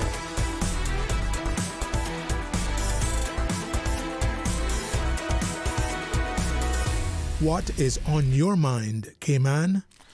Welcome back to Talk Today. And before I go to the phone lines, a quick WhatsApp message. I agree with the present caller's recommendation regarding serious consideration of Gloria McField-Nixon. So another vote for Gloria McField-Nixon as the new deputy governor. Let's go to the phone lines. Good afternoon. You're on the air. Good afternoon. How are you? I'm fine. And you? I wanted a favor and highly favored too. All right. Yeah. Oh. I don't know. I don't even know what to say about the Cayman Islands. Hello. What? Yeah. What were you thinking about? I don't even know what to say about the Cayman Islands. I don't know what to say. We're such in a mess that nobody can fix it. I don't think that we're that far gone. Yeah, we are that far. We are. What are you talking about exactly? What do you think when you say that? What are you thinking about? Who you think that are fixing it are the people that are promoting the corruption. What kind of corruption are you talking about? Like, I didn't even want to say it. I don't want to talk about it because it's like. Well, it is talk today. Yeah, I know talk today, but talk today sometimes it just got to keep it on a low profile till the time comes. You know, the time has come. The time has come. Sometimes promoting people, the people that they promote, sometimes the people that has caused us detrimental life in our Cayman Islands. It caused us grief, like when it's a funeral, like a funeral service. Yeah. Like, this is what happening. What? You understand? I'm sorry. I'm not following what you're saying about a funeral service and all that. But what I'm saying to you is that I just gonna listen to what you're gonna say, talk today. But you know, like when you have experience with people, only you can talk about it. Only you. Okay. Okay? All right. You experience people, and you experience the people and know what you went through. Yeah, with people, you can't say about people, you can't speak about people until you experience with them. He who feels it knows it. Okay. Who feels it knows it. All and right. I just leave it like that. And like I say, I always say I leave it in the hands of the Lord. Okay. When you trust in people, some people is like, oh yeah, trust me and this and that, and they're the one that's spreading everything. All right. Well, listen, I got two more callers, and I got to try to get them in before 2:00. Okay. Thank you so much for the call. And deceitfulers. Okay. Thank you. Thank you for the call. Have a good afternoon. Let's take another call. Good afternoon. You're on the air. Okay. Thank you. Hello. Hello. You might want to Hello? turn that radio down. Hello. Yeah. Go ahead. You're on the air. Mr. Charlo, I want to make a bit of or give up a bit of clarity on what I was saying, which was the voluntary tax. Yeah. You could require like a donation. We help you. Require a donation. Yeah. You sign something saying that you will make contributions in the future. You volunteer to make contributions, financial contributions, because of the assistance that you have been given. Okay. You know, so I would sort of put it that way, saying in reference to the voluntary tax. Pass it on. Yeah, because if the government does something for me, I think I should do something back to the community, but put some money back in the economy, help the wheel to turn, so that would be good. Like I was saying, the young man that is a very good young Caymanian guy. You invest some money into him, they can get his equipment and get whatever he needs that he can start his little business. And he starts his business and pay off what he is what he was given, and then he can also be proud of himself that he is contributing to our island's growth financially, economically. I'm sure it's a lot of money that's being made from music, Well, I know some musicians that might dispute that. There's a lot of money being made from music here in Cayman. It's ways to do it. It's different ways. Some are surprised when they hear that other people make it. So really, you really making that money? Yeah. But it is done. It's happening. And okay. Well, listen, I got to go because I got news coming up on me. Okay. You have a good afternoon. Okay. I think we got a caller on the line. Just hang in there for me. We got to take a break. Hear what's making headlines. Stay with me. Covering Little Cayman, Cayman Bride. Cover me. Radio Cayman in the Cayman Islands. From Radio Cayman's newsroom, this is Headlines.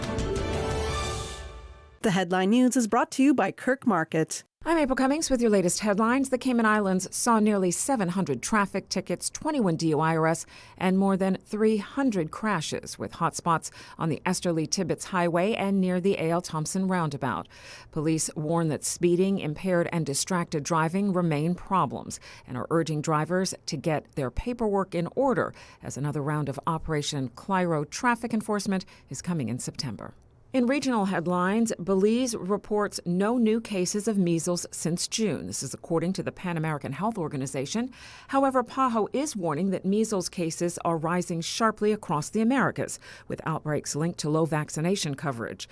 Despite the latest numbers, Belize does remain among the countries with the highest numbers of cases.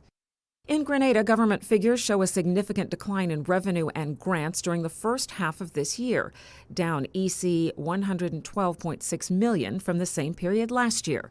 Notably, income from Grenada's Citizenship by Investment program dropped sharply in June. The Ministry of Finance reports that despite a negative balance, fiscal measures are helping prevent an even wider gap, and capital spending has increased compared to last year. Those are your headlines. I'm April Cummings. www.radiocayman.gov.ky. Check out our social media pages: Facebook, YouTube, X, formerly Twitter, Radio Cayman Headline News.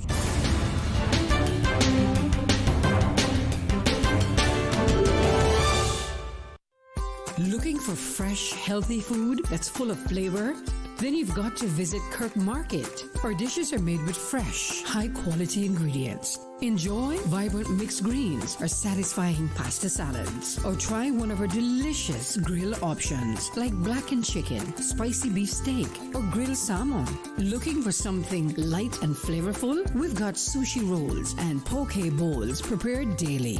And don't forget to explore a hot bar or Billy Fresh salad at the salad bar. Stop by Kirk Market today for breakfast, lunch, or dinner and taste the difference. Eat well, live well with Kirk Market.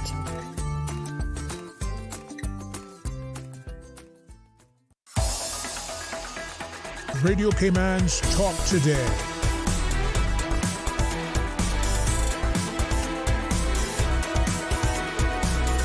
What is on your mind, Cayman? Welcome back to Talk Today. Quick weather check. 89 degrees at Owen Roberts International. Winds out of the northwest at 6 knots. And the forecaster is calling for sunny skies, clear skies right into the night. And there is a disturbance out into the Atlantic that has a 60% chance of cyclone formation in 7 days, according to the National Hurricane Center in Miami.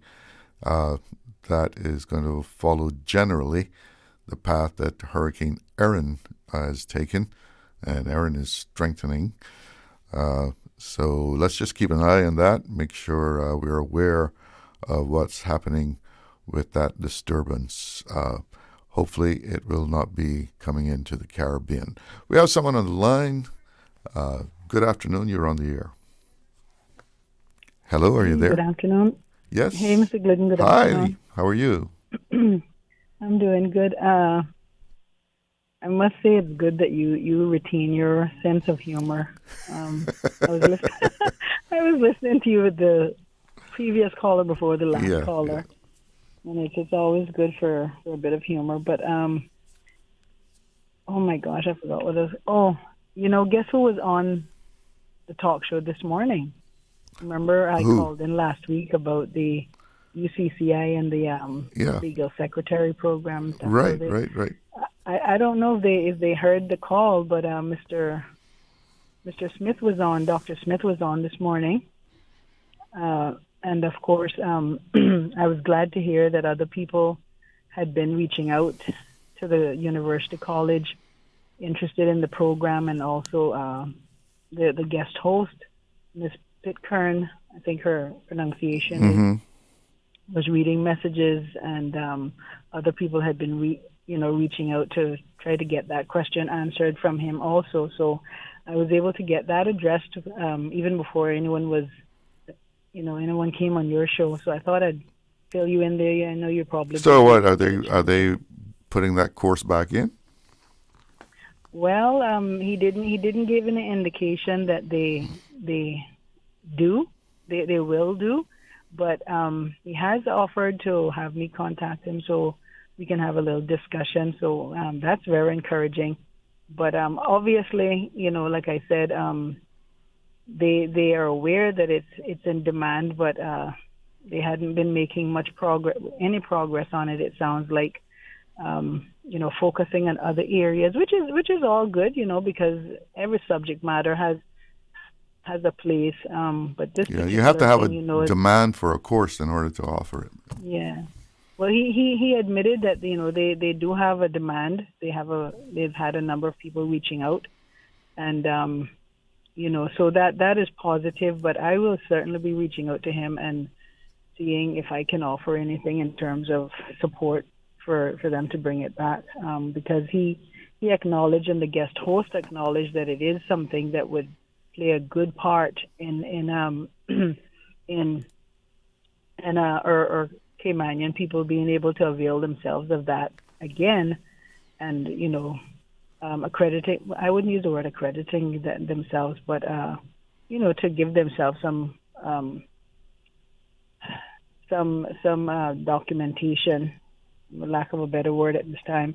But I just thought I'd let you get an update with that, and I don't know what the topic is today because, as usual, I chimed in late. But I was talking about the government has given their report on their first 100 days, and of course they called it a strong start. So I'd actually asked what people were thinking about the job that the government is doing.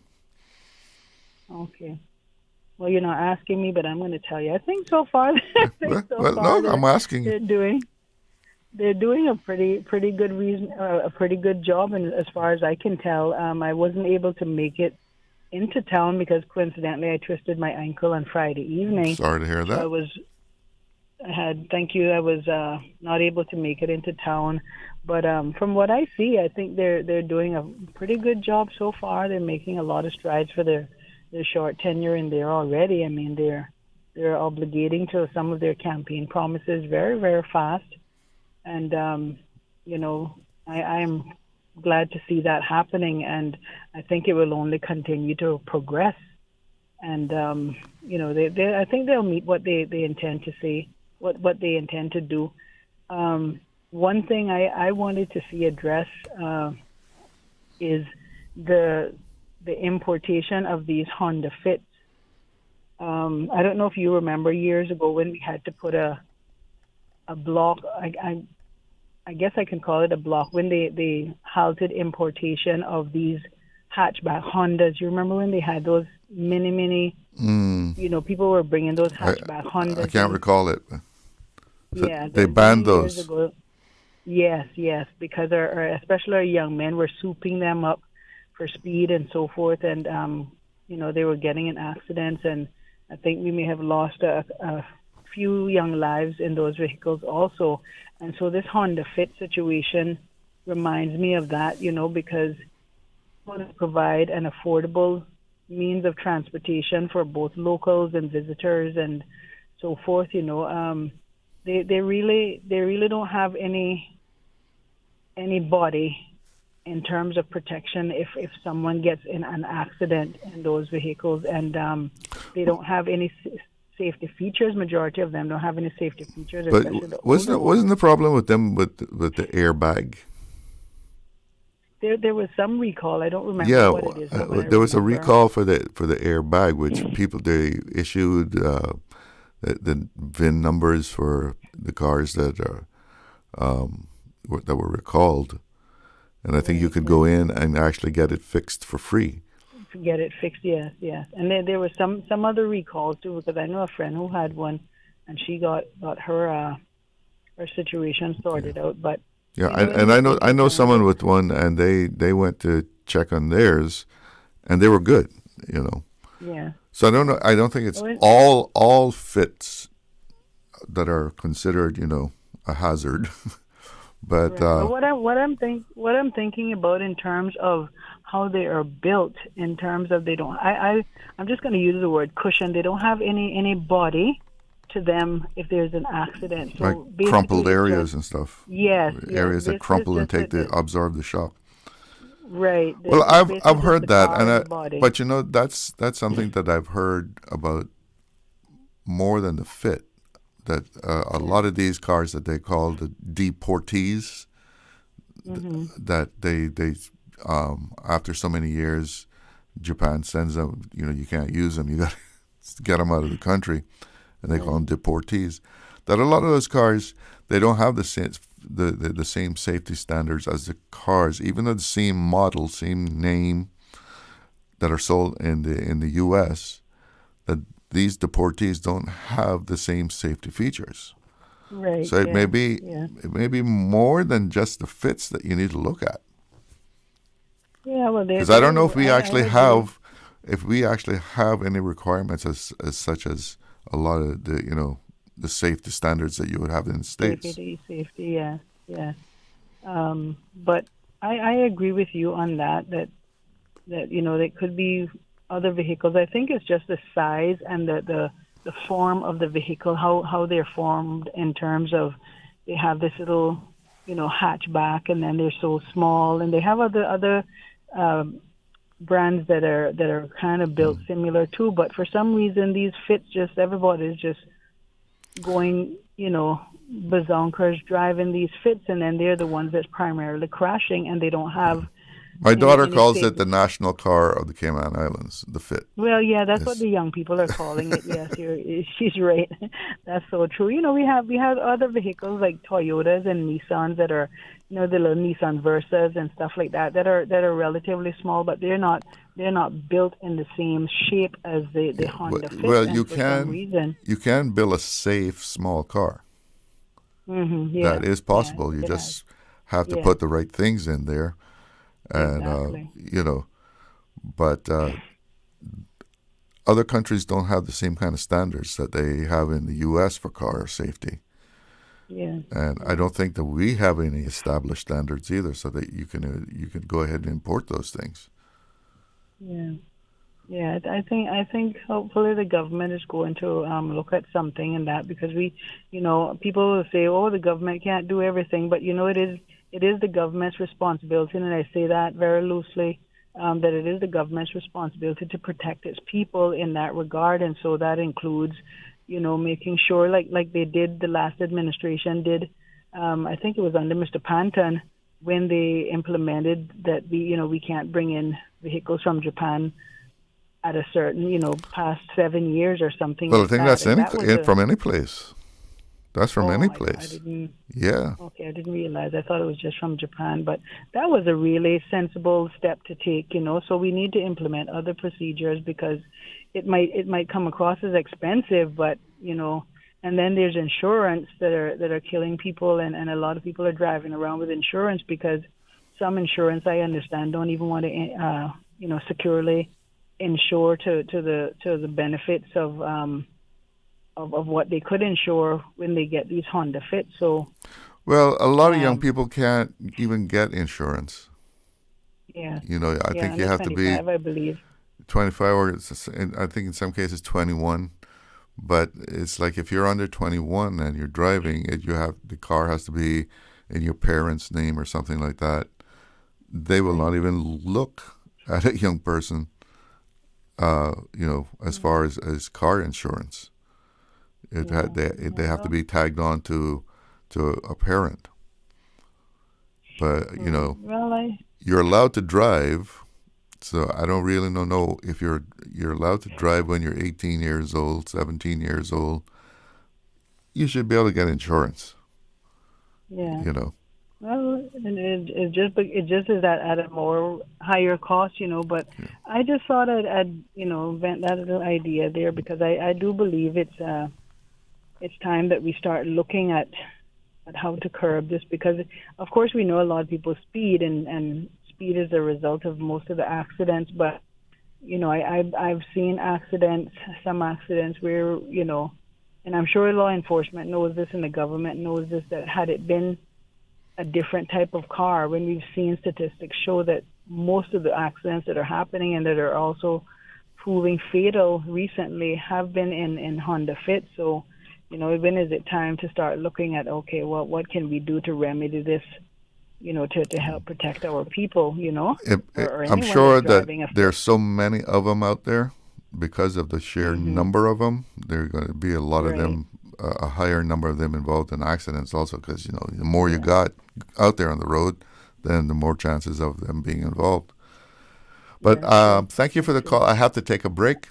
Okay, no problem. Always nice to hear from you. Soon. Yes. Take care. We're going to take a break. Be right back. Hungry? Need Subway any time of the day? Yeah. We've got you covered. Subway at Anderson Square, Centennial Towers, and Countryside Shopping Village is open 24/7, serving up fresh, delicious subs anytime you need them. And for your weekend cravings, West Shore Center is also open 24 hours on Friday nights and until 1 a.m. on Saturdays. Because it's never too late for a great meal. Skip the line and order ahead with the Subway Cayman Islands app, or get your favorites delivered straight to your door with Bento and Let's Eat. Fresh, fast, and always here when you need us. Subway. Eat fresh. Did you know that Doctors Hospital provides urgent care services 24 hours a day, 7 days a week? And Doctors Hospital's urgent care physicians have access to the most advanced MRI and CT imaging in the Caribbean, providing reliable diagnostics when you need it most. When you need quality urgent care for an illness or injury, Doctors Hospital is here for you 24/7. Whether it's a migraine, chest or abdominal pain, shortness of breath, broken bones, or another urgent need, Doctors Hospital at the top of Walker's Road. Urgent care right now. Stay cyber secure with Cayman National. Protect your computers and mobile devices with security software to defend against cyber attacks through viruses, malware, and other online threats. Be aware of unsecure Wi-Fi connections when in public. If you need to access your online banking or sensitive information on your mobile devices, try disabling the Wi-Fi and switching to data from your mobile network. If you suspect a fraud attempt, please contact our customer support team at 949-8300. Shipping to the Cayman Islands is fast, reliable, and seamless thanks to Cayman Airways Cargo. Need it faster than ocean freight? Cayman Airways Cargo offers multiple cargo flights to Grand Cayman from Miami weekly, so your packages, whether big, small, or in between, will arrive in no time. You can even use a Cayman Airways Cargo US address for your online shopping. Cayman Airways Cargo is also the only carrier providing air freight services for Cayman Brac and Little Cayman. Contact us today and see why Cayman Airways Cargo was voted as Cayman's best cargo and logistics company in the Best of Cayman Awards. For details, visit CaymanAirways.com/cargo. Freedom, Cayman Brac. Freedom, Little Cayman. Soft breezes, blue waters, no traffic. Unwind and rejuvenate your mind, body, and soul. Sister Island Staycations, a taste of freedom. Discover all that our sister islands have to offer. The best foundation you can wear is glowing, healthy skin. The offices of dermatologist Dr. Wayne Porter specialize in enhancing your skin's well-being. Whether you're seeking advanced skincare, including any skin cancers, Botox, filler, cosmetic skin enhancements, or simply looking to reduce wrinkles, Dr. Porter offers a full-service dermatology and dermatological surgery practice. For more information, email drportercayman@gmail.com or call 946-9020. That is 946-9020.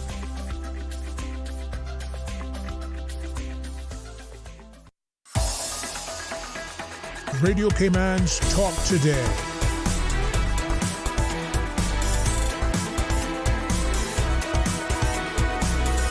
What is on your mind, Cayman? Welcome back, and we're going into our final segment here on Talk Today, and we've heard quite a few ideas this afternoon. I've been looking over the government's report on their first 100 days in office, and when you come to things like in the Ministry for Financial Services and the things that they say that they have accomplished, for example, secured cabinet approval for drafting instructions for key commercial amendments regarding investment funds, securities, insurance, trademarks, and enduring powers of attorney.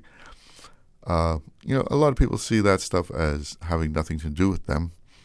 It's not what is it they call it? Dinner table issue. It doesn't really affect their day-to-day living that they would think. But these things are all very important because of the importance of the financial industry to the Cayman Islands economy and the support of the government with the fees that are paid by the financial services. We must keep our financial industry strong and secure and growing, because if we ever lose that sector of our community, you will see a drastic change for the worse in the Cayman Islands. And that's why it is so important that the government make sure that we have a strong financial industry. We have the regulations that will keep us in tune with whatever is happening in the world.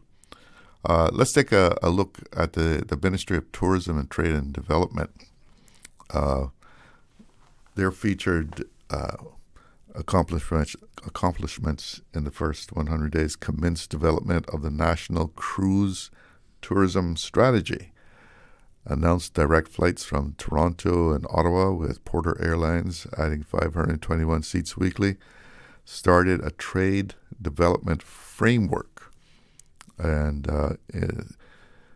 going further into this, held one-on-one meetings with key tourism partners to discuss opportunities, challenges, and priorities. The aim is to shape a shared vision for tourism that reflects the interests and aspirations of both government and private sector tourism stakeholders to ensure alignment and buy-in for future policies and initiatives. Conducted site visits to several key tourism locations, enhanced facilities at Smith's Back-A-Dare Beach, including the provision of new shower amenities to better serve visitors to the beach, outlined draft terms of reference for the establishment of a trade development framework and commission to assess current trade structures, investigate emerging opportunities, and propose actionable steps to enhance trade. Undertaking situational analysis of Cayman's current trade landscape as a basis for developing trade policies to guide and diversification of Cayman's supply chains across a range of industries. That's something that's come up here a number of times on Talk Today, but seeking out other sources of importing things into Cayman, especially food, because, hey, you got to import stuff. Can't get around it, right? So that's an important thing right there. Committed to delivering an interim cruise tourism plan by the end of 2025, ahead of a comprehensive evidence-based national cruise tourism strategy which addresses the outlook for cruise sector development over the long term. So we've heard talk about, with that referendum saying no, that was some kind of knockout blow for the tourism industry, the cruise industry. But it seems that this government will pursue a cruise industry plan, cruise tourism plan rather, and by no means is cruise tourism dead in the Cayman Islands. As a matter of fact, I saw something recently where it seems like the numbers for the rest of the year here, as far as cruise arrivals, have stabilized. And I always thought that referendum was too broad, and maybe the people who put it in place was kind of getting ahead of themselves, because people that I talked to, they voted no because they didn't know what the implications were. It was like they didn't want to say yes, and then a government comes along and says, oh, well, you voted yes, so we're going to do this. But, oh, we didn't know you were going to do it like that. That's not a good idea from our point of view. But you voted yes, that we should go ahead and do this. So there was no specifics there, and that's why people held back and said, no, we want to know exactly what you have in mind before we go approving, building a pier, building all that infrastructure to accommodate cruise tourism. We're not going to just write you a blank check here to do whatever plan you think is best. We want our say in it.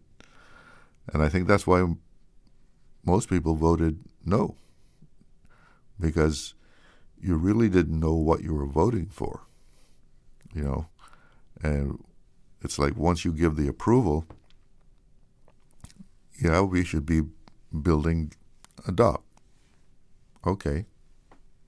You said you approve it, so we're going to do it, and we're going to do it this way. So cruise tourism still to play a part in our tourism economy. And let's see if we can get through the rest of this. Ministry of Planning, Lands, Agriculture, Housing, and Infrastructure. They've highlighted completed first 8 affordable homes at Flamingo Point in Northside.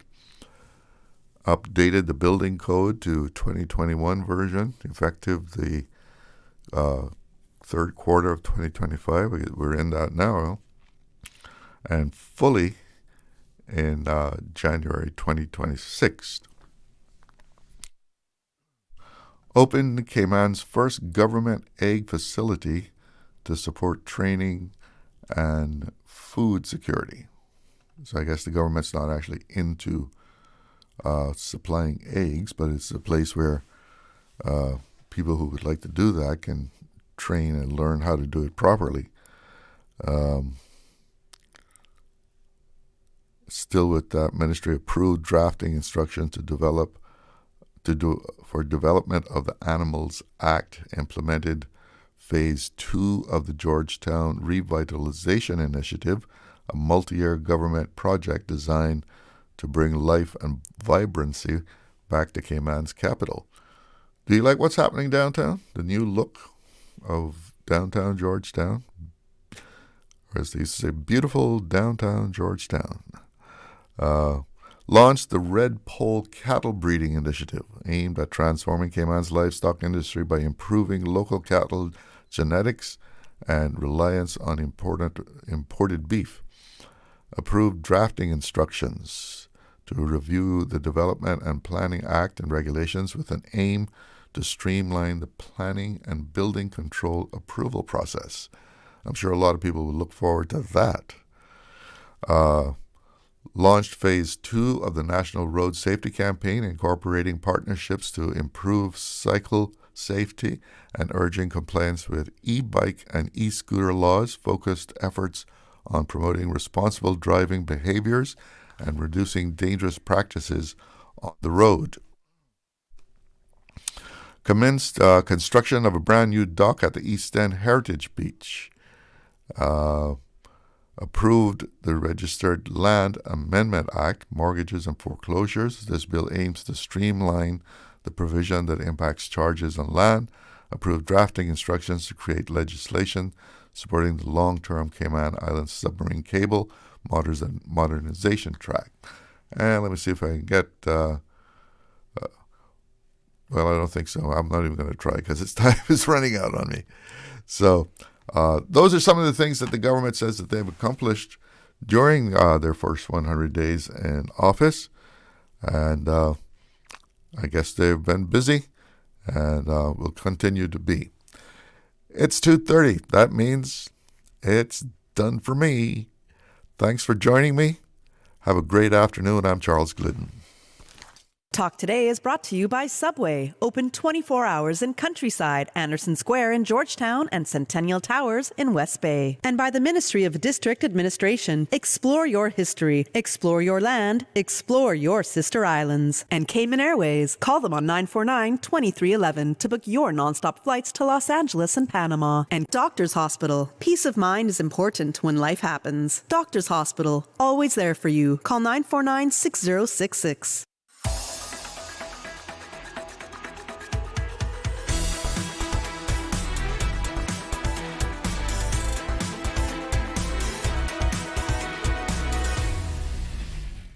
You are listening to Radio Cayman, the voice of the Cayman Islands.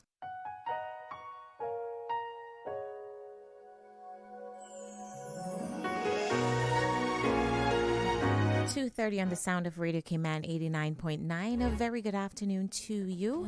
Thank you so very much for tuning in to Talk today. And we hope to do it again tomorrow. But right up until 3 o'clock, you are inside the PM show. My name is Basilia Barnaby Cuff, and we're going to give you some love songs. I don't know if you've had lunch yet, but if you have, I know you're probably feeling like, I want to take a nap. Don't worry, we're here to keep your company, all right? Have you ever walked on air? Ever felt like you were dreaming when you never thought it could, but it really feels that good? Have you ever been so in love? Have you ever been in love?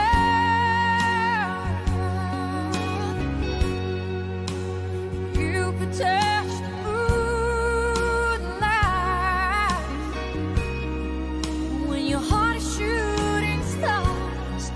holding heaven in your arms. Have you ever been in love? Have you? The time I spent waiting for something that was heaven sent. When you find it, don't let go. I know. Have you ever said a prayer and found that it was answered? Oh, my hope has been restored, and I am